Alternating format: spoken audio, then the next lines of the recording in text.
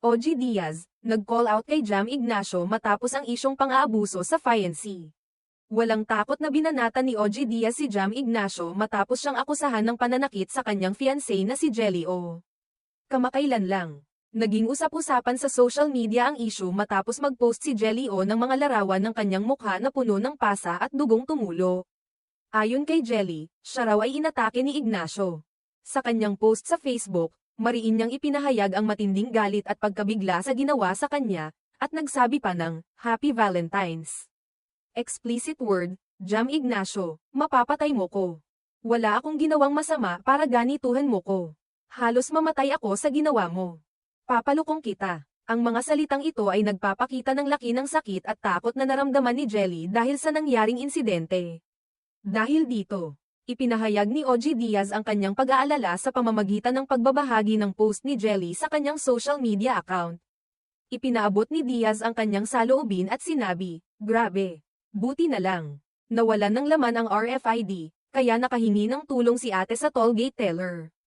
Pinuri niya si Jelly sa kakayahan nitong humingi ng tulong sa kabila ng mga pagsubok na pinagdadaanan.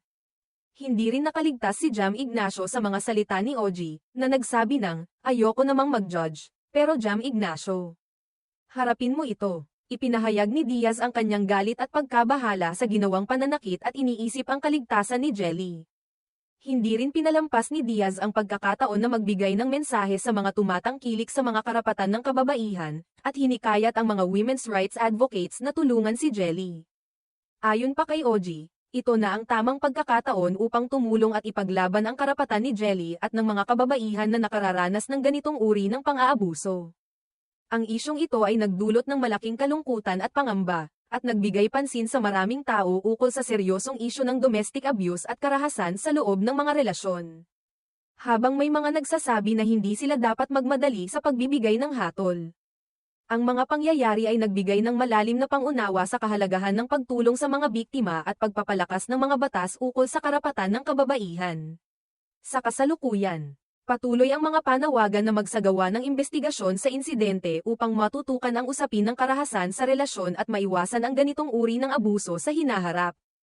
Ang mga post ni Jelly at OG ay nagsilbing daan upang magbigay ng liwanag at magkaisa ang mga tao laban sa mga ganitong uri ng insidente.